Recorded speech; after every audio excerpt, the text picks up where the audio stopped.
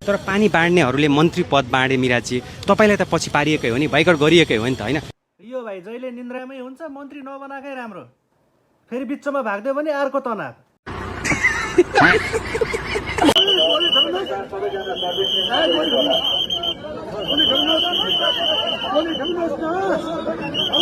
अब यतिको नगरे त एमाले भनेर कसले पत्याउने? बुझ्नुभयो क्या अरे? सिधै ती युवालाई आज नेपाल फर्किने वातावरण बनाइदिनु, एयरपोर्टमा सँगै जाउँला। यसो गर भाइ, तिमी पहिला एक गिलास पानी खाएर आऊ, अनि मात्रै बोल यार, न त ढल्छौ यार।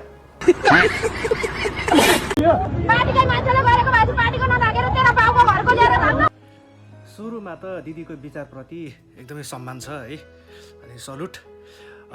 मलाई चाहिँ दिदीको कुरा एकदमै ठिक लाग्यो। तपाईँहरूलाई के कस्तो लाग्यो कमेन्ट गर्नु होला।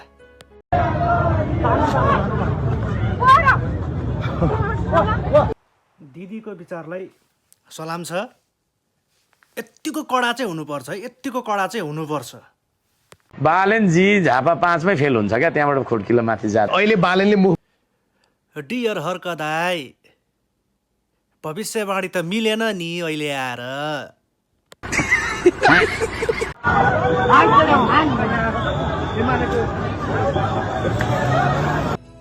अब यिनीहरूले पार्टी त सकाए। अब हुँदा हुँदा देश पनि सकाउँछन् क्या, बिस्तारै बिस्तारै न। तेरिका यार,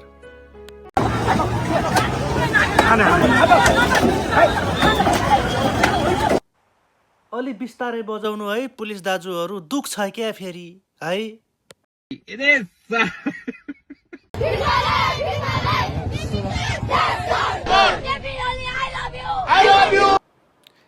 यिनी बहिनी मलाई ठिक लाग्यो के। यो बहिनीले पक्ष विपक्ष गरेको छैन के।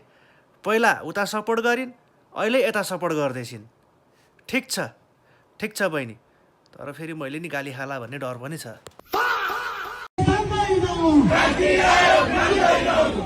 हो, एमाले चान्स पाए कि गर्छ होइन होला के हो?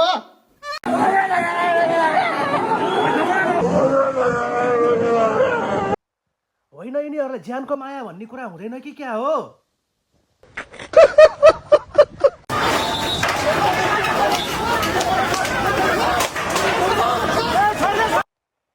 अरू केही होइन, कुटे खान नपुगेर, कुटे खान नपाएर गएका यिनीहरू कुटे खानको लागि।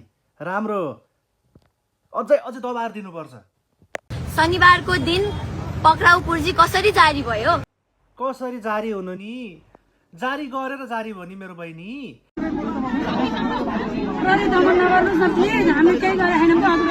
हाम्रो चर्चामा आउनु भएको कान काट्ने दिदीलाई चाहिँ फ्रन्टमा उभ्याउनु पर्छ है, फ्रन्टमा उभ्याएर आन्दोलन गर्न लगाउनु पर्छ।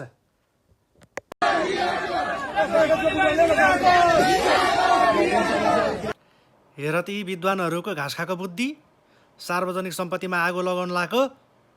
हेत तेरिका।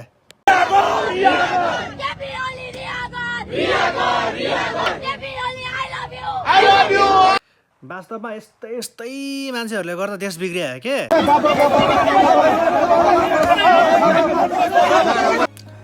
हेर्नुभयो नि भिडियो होइन? एमालेको कार्यकर्ताहरूलाई चाहिँ अब झोले भन्यो भनेर यसरी कुटिरहेछन् के। यस्तासँग मानवता छ अनि यिनीहरूसँग केही भन्नै नहुने, केही बोल्नै नहुने। बालेन शाहको सरकार 2 वर्ष काट्न पाउँदैन। 2 वर्ष नि काट्न हुँदैन, या 3 वर्ष काट्न, 5 वर्ष कुनै हाल्दै हुँदैन। ल कुनै बुढो बाजे 5 वर्ष मात्रै होइन, यस्तै ताल हो भने चाहिँ 10 वर्ष पनि खान्छन् फेरि बालेन दाइले। पुरा बुझ्नुभयो क्या अरे? कमसेकम देशव्यापी आन्दोलन हुन्छ र एउटा जिल्लामा एउटै। मेरो दाइ के को आन्दोलन, के को आन्दोलन? खरो पार्टी कब्जा नगरेर यस्तो मौका घरिघरि आउँदैन क्या। यही हो मौका, यही बेला पार्टी कब्जा गर्ने, चुपचाप लान्ने बस्ने के। प्रहरीले पक्राउ परेछ, तपाईँ हिँडौँ भनेपछि अनि मैले अरूलाई मुद्दा हाल्न हुने अनि मलाई हाल्नु नहुने, म जुरुकै उठेर कुदिहालेँ। हेर न हेर, फेरि गफ हाने। थेत्तेरीका लाजै मर्नु। फर्स्टमा केस चाहिँ ठिमीको हो, ठिमी हस्पिटलमा लग्यो। यतिको गृहमन्त्री पाउनु चाहिँ गर्वको कुरा हो है। अब तपाईँहरूलाई के कस्तो लाग्छ? मलाई चाहिँ एकदमै गर्व लाग्छ। होइन होइन हाम्रो बालेन दाइ किन यति हतारमा देखिन्छ क्या जहिले पनि दौडे गर्नुहुन्छ त जहाँ पनि।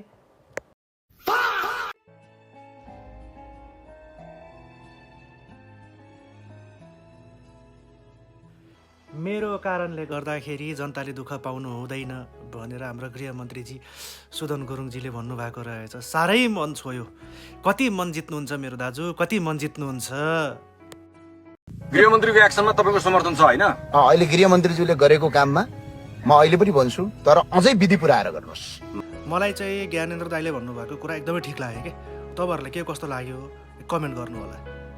सडकको किनारमा मकै पोलेर साग बेचेर पसिना र रगत बगाएर संलग्न गरिएको सहकारीको रकम हडप्ने भ्रष्टाचारीलाई कानुनको कटघरामा उभ्याइनेछ र सधैँ जनता र देशको पक्षमा मात्रै बोलिराख्ने हाम्रो ज्ञानेन्द्र दाइप्रति धेरै धेरै सम्मान छ। तपाईँहरूलाई के कस्तो लाग्छ कमेन्ट गर्नु होला। आजदेखि त म त स्कुल जाने हो भाइ, संसदको स्कुलमा पढ्ने हो है। त्यो मेरो स्कुल त 5 वर्षमा सकिन्छ। ल मेरो पुकी दाजु राम्रोसँगले पढेर आउनु होला ल। अनि 5 वर्षमा त ग्रेजुएसन गर्नुपर्छ मेरो दाजु, ग्रेजुएसन।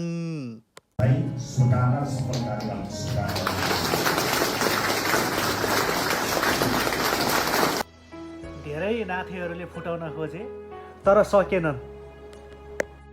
रवि लामिछानेले विदेशमा रहेका युवालाई नेपाल फर्किन आह्वान गरेका छन्। त्यसो हो भने अनि हाम्रो ऋण चाहिँ कसले तिर्दिन्छ?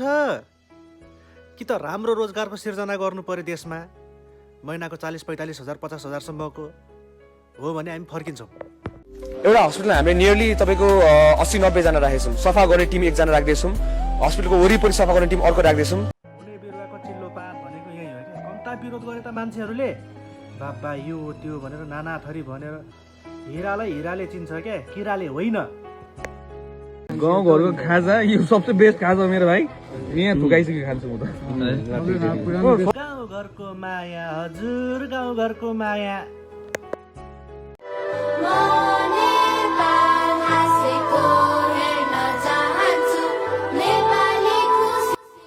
युवाहरूको प्रिय नेता बालेन शाह। त्याग गर्ने नाम पहिलो लिस्टमा मैले आफ्नो नाम चढाएको छु। मलाई केही पनि चाहिएको छैन। कसैलाई चुनाव चिन्ह चाहिन्छ, मेरो स्वागत छ, लैजानुस्। पर्दा पछाडिको हाम्रो हिरो कतिचोटि मन जित्छौ मेरो दाइ, कतिचोटि मन जित्छौ।